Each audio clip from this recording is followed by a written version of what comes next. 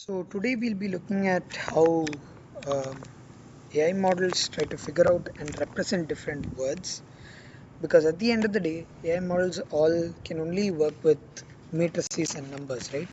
So how do you convert something like a word to a number? How do you get a vector out of a word? And one breakthrough but now kind of old approach, it was introduced in 2013 by a bunch of researchers from Google, is called Word2Vec. So we'll eventually get there. So to start, we'll start off with a basic neural network and trying to understand what it is. So here's a basic neural network. You have an input layer, a hidden layer, and an output layer. The input layer has 2 nodes, the hidden layer has 3 nodes, and the output layer has 1 node. And you can model this net-like diagram, which you would have seen a lot of times, in terms of what's actually happening is a bunch of matrix multiplications.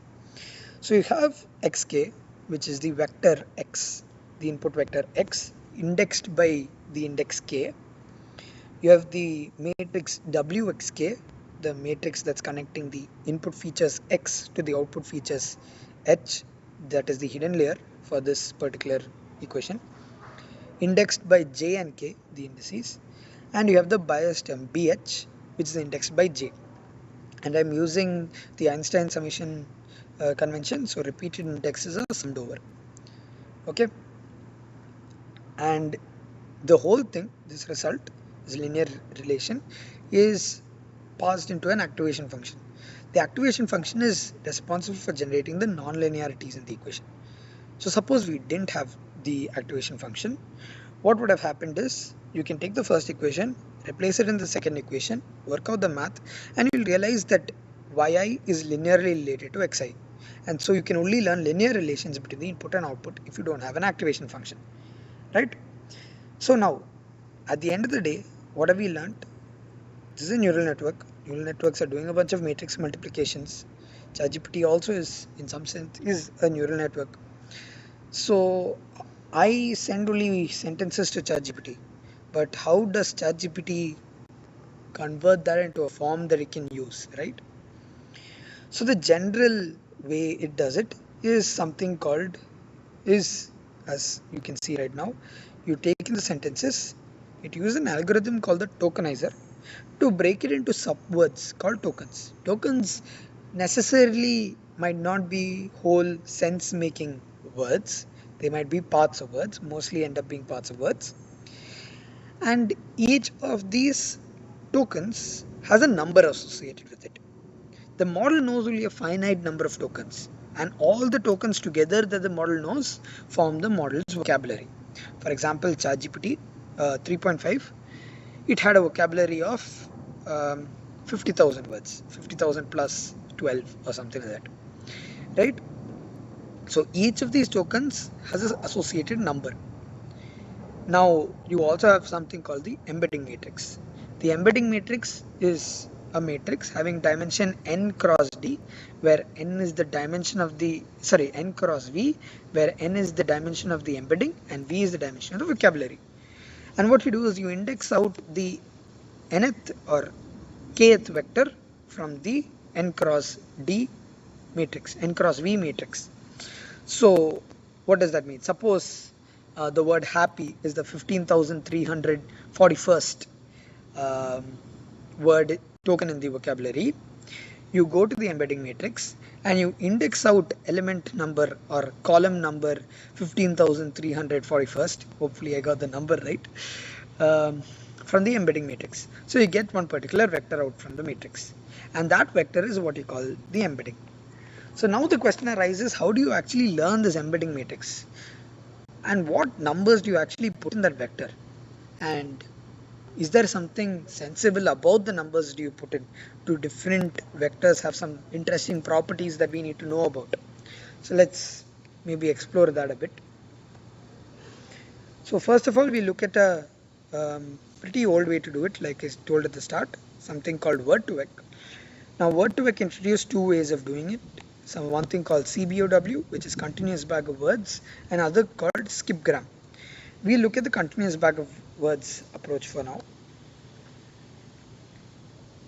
So how it works is this. Suppose you have a sentence, a thing of beauty is a joy forever and its loveliness never, and so on. You take a word from the sentence, suppose joy, and you take 4 words before and 4 words after, right? And you mask out the word that you have chosen. You mask out joy. So now in the context window of the continuous backward words approach, you have of beauty is a, which are the 4 words that appear before the masked word, and you have 4 words after, which is forever, its loveliness, never. Right. And now what you do is, corresponding to each of these words, you map it to the position in its vocabulary, because the vocabulary is of a fixed size, right? So suppose I've just randomly allocated some numbers. 20, 500, 12 corresponds to beauty, S is 15, A is 3, and so on. And now what you do is you create a vector. For of, you create a vector such that all the elements are 0 except the 20th element, and the 20th element is set to 1. For beauty, you set a vector such that all the elements are 0 except the 512th element, and the 512th element is 1. So like that, you go ahead and make these vectors for all of these words. 4 words before the masked word and 4 words after the masked word.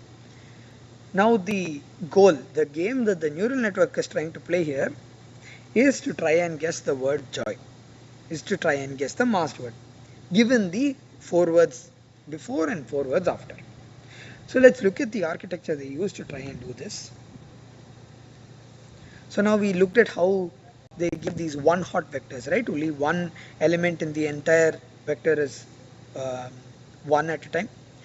So what you do is you multiply this one hot vector into a projection matrix. The projection matrix is dimension V cross N. V is the size of the vocabulary, N is the size of the hidden layer. Okay. Similarly, the second word you multiply with this same projection matrix. Third also you multiply with the same projection matrix, and the results of all those multiplications you add together, and that summed output forms the hidden layer. Okay. Now this hidden layer you multiply with another matrix of dimension n cross v.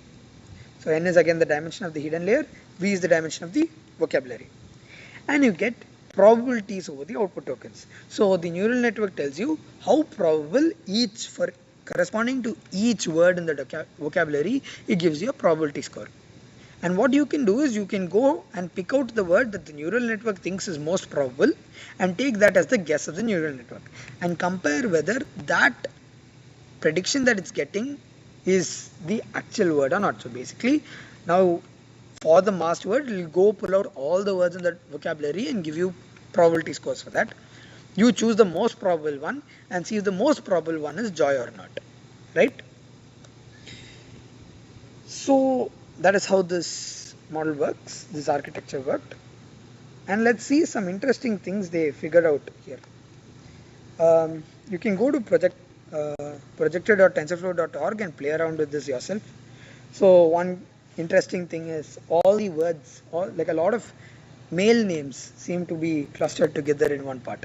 Or for example, words like cell, genome, gene, viruses, immune, nucleus, all seem to be clustered together. Go around, play on this website, you'll see other interesting relations. You might see, for example, look what happens if you put India. See what words are clustered together with India. See what are clustered together with, say, something else, some language or anything else of your choice. Figure out some interesting clusters you see. And also what some other interesting patterns that they saw in the paper, for example, that introduced this, was that if you take the word vector, the embedding for the word king, and you take the embedding for queen, and you take the embedding for man, and you take the embedding for woman, and suppose you do this, king minus man plus woman, what you end up getting is something very, very close to queen. So like this, there's also a really nice 3 Blue 1 Brown video that you can look up on this. I suggest you look up, and I'll probably link that. Okay.